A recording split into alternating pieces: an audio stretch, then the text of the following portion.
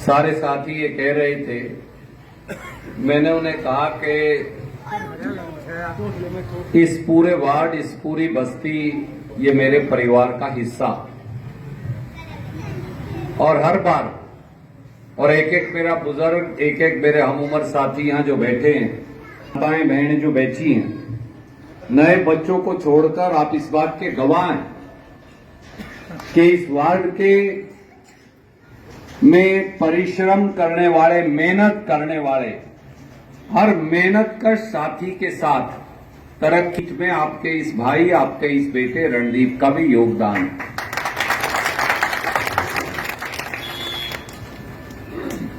मुझे ये आपको बताने की जरूरत नहीं, क्योंकि आप खुद मुख्तियार हैं कि जब इस पूरे वार्ड में अकेली क्योड़क बस्ती होती थी और फिर कोड़ेखां बस्ती बसी,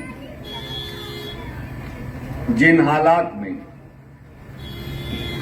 रणदीप सिंह सुरजेवाला तब से और आज तक इस वार्ड की, तब तो ये वार्ड भी नहीं था, सिर्फ एक हमारी बस्ती थी, तब से और आज तक इस वार्ड की हर ईंट, हर गली, हर चीज के अंदर जितना आपका योगदान है, आपके इस भाई का योगदान भी।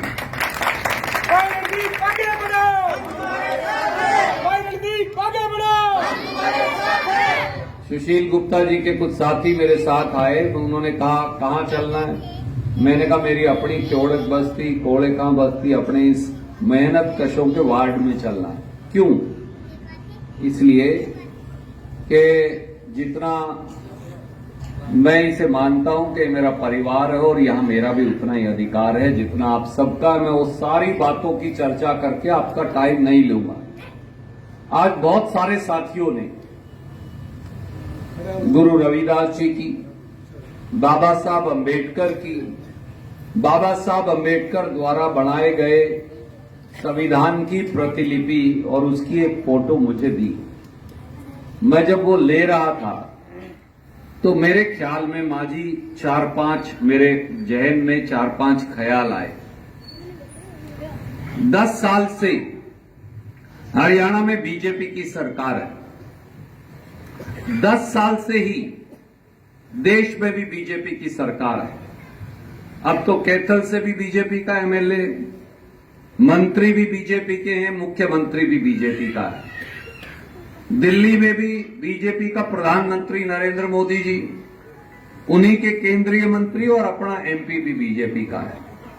कैथल शहर की नगर पालिका भी बीजेपी की है, जिला परिषद भी बीजेपी की है, पंचायत समिति भी उनकी है। और राम को तो पैड़ी लगाएंगे क्या, लोगों ने देने में कोई कसर नहीं छोड़ रखी उनको। 10 साल से हम तो कुर्डी पर बैठे हैं, संघर्ष कर रहे हैं।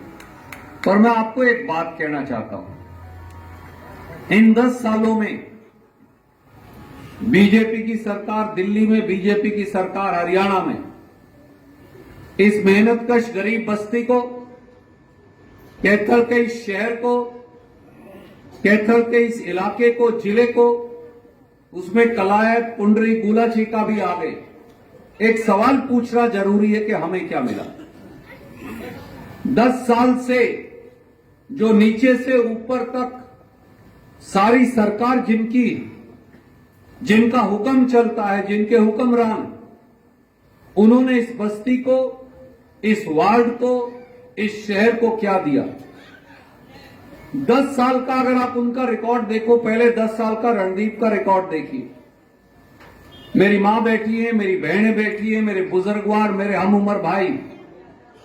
आपको याद है कि हर 90वें दिन, तब तो ये चौपाल भी हमने बाद में बनाई, जब हमने जलसे करने शुरू किए तो वहां चौक पे जहां ट्यूबवेल लगाया था और जहां पहली ईंटों की सड़क रणदीप ने बनाई थी, वहां मोड़ के ऊपर अपन मीटिंग किया करते थे। कोई गरिया नहीं थी। पहली बार जब मैंने मीटिंग करी क्योड़क बस्ती की, मैं इन बच्चों के लिए बता रहा हूं, तो पहली बार जब इस बस्ती की मीटिंग करी तो ट्रैक्टर पे आए थे। क्योंकि मेरी माताओं को, मेरी बहनों को, नई बहुओं को नहीं पता होगा, पर जो मेरी मां बैठी है बुढ़िया, इनको मालूम है, इतने गोडे गोडे पानी और कीचड़ में से आना पड़ता था अपनी बस्ती में। इस शहर ने मान लिया था कि गरीबों की इस बस्ती का इस शहर के बजट के अंदर हिस्सा नहीं। और जब पहली बार मैं आया तो मैंने कहा ये मुझे मंजूर नहीं, क्योंकि ये मेरे परिवार का हिस्सा। और फिर पहली ईंटों की सड़क पहले बनाई थी, फिर पानी का ट्यूबवेल लगाया, फिर खंबे लेकर आए, फिर तार लगाई, फिर सीवरेज डाला, फिर स्कूल बनाया, फिर चौपाल बनाई, फिर जिला परिषद का दफ्तर बनाया, और फिर सारी की सारी सड़कें, सीवरेज, पीने के पानी की पाइपलाइन, खंबे, बिजली की तार, ट्रांसफार्मर, वो सब लगाने के बाद, फिर चौपाल बनाने के बाद, फिर सारी ब्लॉकों की सड़कें भी बनाई। मैं आपको एक बात कह सकता हूं विश्वास से, कई म्युनिसिपल कमिश्नर साथियों ने मेरे साथ काम किया। मैं उन सबको ये कहता था, कैथल के बजट पे पहला अधिकार इस वार्ड और इस बस्ती का, क्योंकि मेरा ये मानना, रणदीप का ये मानना है कि अगर गरीबों की बस्ती की सरकार में बैठे लोग मेरे जैसे तरक्की नहीं कर सकते तो उन्हें सत्ता में बने रहने का अधिकार नहीं। मैं जब वजीर था तब भी आपको ये कहा करता था, आज फिर आपको ये बात कह के जाने लगा। और हर 90वें दिन मैं जलसा करता, रात के 12 बजे, 2 बजे, 3 बजे तक मैं जलसा किया। मेरी मां जो बैठी इनको याद होगा, बहनों को याद होगा। और चाहे 5 घंटे लगे, चाहे 4 घंटे लगे, चाहे 150 दरखास्त आई, एक एक दरखास्त पढ़ता, एक्ससीएम को भेजता, एसडीओ को भेजता, जेई को भेजता, वो गली मापते, उसकी कितने बाय कितने की है गली, उसके बाद प्रधान जी और सब होते, भाई साहब होते, फिर उसके बाद उसके रुपये मंजूर करके वो रुपये अनाउंस करके जाता। 24 घंटे के अंदर वो रुपया आता, 5 दिन के अंदर वो सड़कें बननी शुरू हो जाती। जब वो पूरी हो जाती 90वें दिन बाद फिर आता, फिर आपसे लिखता, फिर करके जाता। और अपनी अपनी बस्ती में नहीं, आप 31 के 31 वार्ड में देख लीजिए, 52 जलसे यहां करता था, लगभग 50 जलसे गांव में करता। 12 दिन लगाता हर 90 दिन में, 70 दिन काम करता, 12-15 दिन मैं एक एक काम लिखता और फिर उन्हें लागू करता। रणदीप का कहा हुआ, रणदीप का बनाया हुआ, दादा खेड़ा के साए के अंदर खड़े हैं, कोई काम ना रुका, ना ऐसा है जो पूरा नहीं हुआ। मैं आपको, मेरा और आपका रिश्ता प्यार का, मेरा आपका रिश्ता प्रेम का है। मेरा आपका रिश्ता कहीं ना कहीं उस संविधान भी का भी है, उस गरीबी का भी है जिस मेहनत से आपने अपनी जिंदगी को संजोया। चाहे शमशेर सिंह सुरजेवाला ने मुझे हमेशा एक बात कही, आपके तो वो साथी थे, वो कहा करते थे, मैं सबसे पहले गरीब का साथी हूं, किसी ने मेरी पर्ची ना भी देनी हो तो चाहे ना दे। उसके बाद कई दूसरी बिरादरियों के साथी इस बात का बुरा मानते थे, आपको पता है। उन्होंने कहा भाई तुमने बुरा मानना हो मानो, मैं सबसे पहले गरीब के साथ खड़ा हूंगा, ये मेरा धर्म है और मैं इस धर्म को निभाऊंगा। ये बात मेरे बाप ने मुझे सिखाई। आपका हाथ पकड़ाया, रणदीप ने ना आपका हाथ छोड़ा, ना कभी अपने धर्म से डिगा, आपके सामने आज भी खड़ा हूं। मैं आपको एक बात और कहना चाहता हूं, मेरे बड़े बुजुर्गों, नौजवान साथियों, 10 साल में बीजेपी ने क्या किया? उन्होंने डक्का माजी यहां तोड़ के नहीं किया। मेरे बाद एमएलए भी रहे, एमपी भी रहे। एमपी तो मुख्यमंत्री हो गया। अगर मैं मुख्यमंत्री हो जाऊं, आपके तो बटोरे भी रुपयों के बन जाएंगे।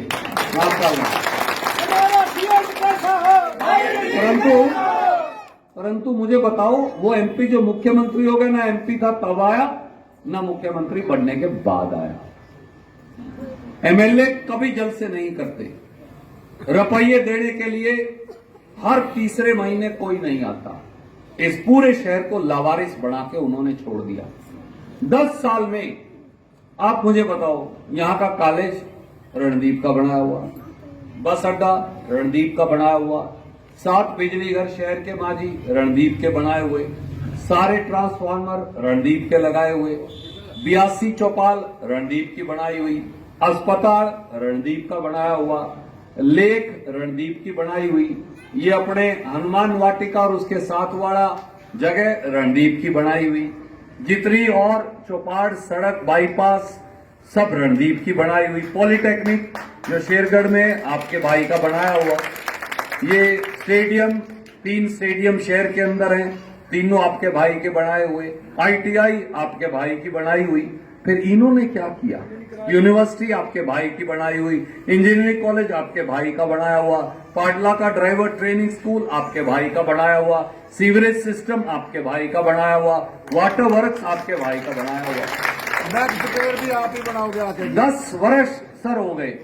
10 वर्ष में इन्होंने 2 वादे किए थे सिर्फ इस शहर से। एक कहा बहन जी यूनिवर्सिटी बनाएंगे, तो माँ जी मैंने कहा बहुत अच्छी बात है, मैं भी स्वागत करता हूं, मेरे बच्चे पढ़ लेंगे, कहीं बना दो। ये भी नहीं मेरे हल्के में बनाओ, चलो मैं तो अब MLA नहीं रहा, पर कहीं बना दो। इन्होंने कहा जी बनाएंगे, अच्छा भाई बनाओ। आज 10 साल बीत गए। वो यूनिवर्सिटी हमारे रोडों के गांव में इन्होंने कहा बनाएंगे। मैंने कहा बहुत अच्छी बात है, रोड हमारे भाई है, उनके बना दो, कोई बात नहीं, हमारे बालक वहां चले जाएंगे पढ़ने को, कोई बहस की बात नहीं होती है, कहीं तो बढ़नी है। 10 साल में कंदोड़ी नहीं बनी, कांद नहीं बनी यूनिवर्सिटी की आज तक। ऐसे दूरबीन लगा के देख रहे हैं खट्टर साहब कहां गई, कहां गई, कहां गई, लीलाराम जी कहां गई, नायब सैनी जी यूनिवर्सिटी कहां गई। भाई एक तो मुख्यमंत्री बन लिए। हाँ, अपने यहां प्राइमरी स्कूल है, वो अपग्रेड हो जाना चाहिए था अब तक, आज तक वो स्कूल अपग्रेड नहीं हुआ। दूसरी घोषणा की मेडिकल कॉलेज बनाने की। हमने कहा बहुत अच्छी बात है, अपने सापन खेड़ी की जमीन ले ली। आज मैं देख का आया, एक कंदोड़ी बना रखी है और एक उसके ऊपर कांध और खड़ी कर रखी है, 2 कांध खड़ी करी। 350 करोड़ में बनता है जी मेडिकल कॉलेज, और उसमें बड़ी बड़ी मशीनें लगती हैं, लगभग 500 डॉक्टर आते हैं, उनके मकान बनाने पड़ते हैं, उनकी धर्मपत्नी बच्चे आते हैं। 350 करोड़ रुपया खर्च होता है, 10 मंजिल की बिल्डिंग बनती है। आज तक 30 लाख नहीं दिए, मेरे चबेड़ के पार जाएंगे, कहेंगे मैंने तो कंदोड़ी खड़ी कर दी थी, बाकी बना तू। 2 वादे इन्होंने किए, आज तक दोनों में से कोई पूरा नहीं किया। हाँ, एक काम जरूर कर रहे हैं, बाबा साहब अंबेडकर, वल्लभ भाई पटेल, पंडित जवाहरलाल नेहरू के बनाए हुए संविधान पर हमला बोल रहे हैं। आए दिन बीजेपी वाले ये कहते हैं, हेगड़े इनका जो केंद्रीय मंत्री है वो कर्नाटक में कहता है संविधान खत्म करेंगे। ज्योति मिर्धा बीजेपी की लीडर, जिसको नरेंद्र मोदी ने टिकट दी है, राजस्थान में बयान देती है कि हम संविधान को खत्म करेंगे। अरुण गोविल और लल्लू सिंह, जो मोदी और योगी के सबसे खास हैं, वो रोज उत्तर प्रदेश में बयान देते हैं कि हम संविधान को खत्म करेंगे।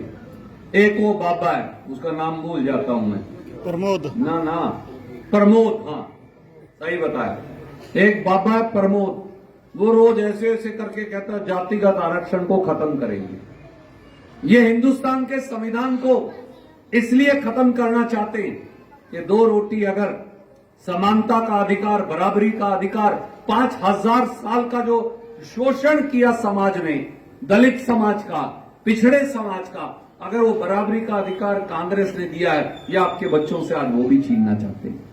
मैं एक बात और कहना चाहता हूं, छीनना नहीं चाहते, ऑलरेडी छीन चुके हैं। आप कहेंगे कैसे?